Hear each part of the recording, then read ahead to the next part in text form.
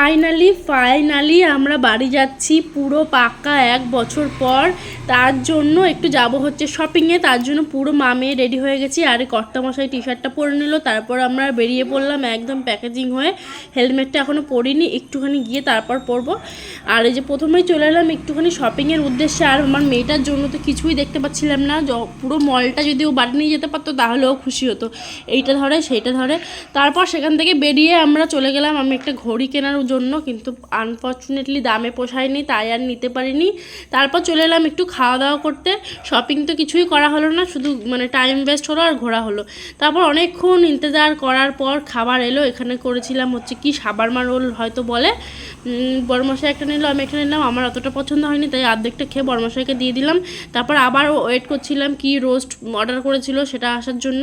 তারপর সেটা হচ্ছে পরের দিন সকালে। তারপরে আর ভিডিও কন্টিনিউ করতে পারিনি।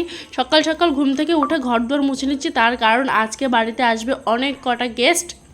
আর আজকে আমি ঘুম থেকে উঠেছি পুরো পাক্কা 7টায়, ভাবা যায় আমি 7টায় ঘুম থেকে উঠেছি। যাই হোক, ভেবেছিলাম সব কাজবার সেরে নেবো, কিন্তু আমার মামনি আমার পিছন ঠিক উঠে গেছে। ও কী করে টের পেলো আমি বুঝতে পারলাম না। ও কিন্তু 10টায় ঘুম থেকে ওঠে। তারপর আমি স্নান করে নিলাম সব আশিপাশি কাজ ছেড়ে। আর কর্তামশাই বাজার থেকে এসে এখানে পায়েসটা বসিয়ে দিল।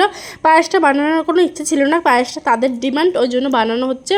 আর এদিকে মাটন চিকেন সব কিছুর জন্য সব কিছু রেডি হয়ে গেছে। এখানে হবে হচ্ছে ভেজ ডাল, তার জন্য সব বিন, ক্যাপসিকাম, গাজর, কাজু, কিশমিশ সব কিছু রেডি করে রাখা হয়েছে। আর পায়েসটা নামানোর পর প্রথমে কড়াই বসিয়ে দিল কর্তামশাই। আমি বললাম ভেজ ডালের জন্য সবজিগুলো প্রথমেই ভেজে নাও।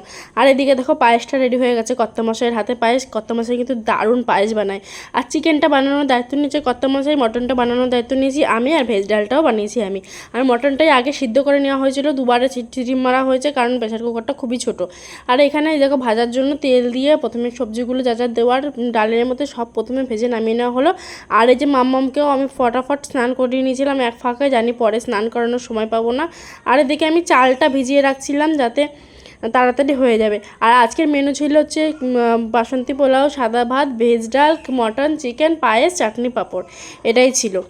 রান্না করতে করতে দুজনের মধ্যে বেঁধে গেল তুমুল অশান্তি। যাই হোক, অশান্তি শেষ করে রান্নার দিকে মন দিলাম। এই যে চাল ঢাল ধুয়ে ভিজিয়ে রাখলাম। আর এখানে কর্তামশাই দেখো রাঁধুনি আমাদের কষ্টে মুখটুক লাল হয়ে গেছে, ঘেমে চেমে একাকার। আর চিকেনটা বেশ ফুটছে, এবার গরম মশলা দিয়ে নামালেই হলো। আর এখানে আমি ছাড়াচ্ছিলাম কাজু, কারণ কাজুটা দেওয়া হবে পোলাওয়ে, ওই জন্য ছাড়িয়ে আমি ভিজিয়ে রাখছিলাম। বেশ খানিকটা আমি ছাড়লাম, তারপর কর্তামশাইকে দিয়ে আমি চলে গেলাম অন্য কাজে। আর এদিকে দেখো রান্নাও হয়ে গেছে। আর এদিকে চলে এসেছে গেস্ট, ওম্যান গেস্টগুলো আগে চলে এসেছে, এখনও ম্যানগুলো আসেনি। আসলে সবাইকে একসঙ্গে খেতে দেবো। আর এই যে দেখছো এগুলো হচ্ছে কি কর্তামশাইয়ের ম্যাডাম, এইটা হচ্ছে সিনিয়র ম্যাডাম, আর বাকিগুলো জুনিয়র।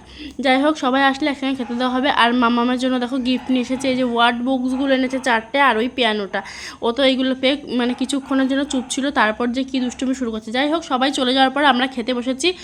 ভিডিওটা ভালো লাগলে অবশ্যই লাইক কমেন্ট শেয়ার করে দিও। দেখা হচ্ছে পরের ভিডিওতে।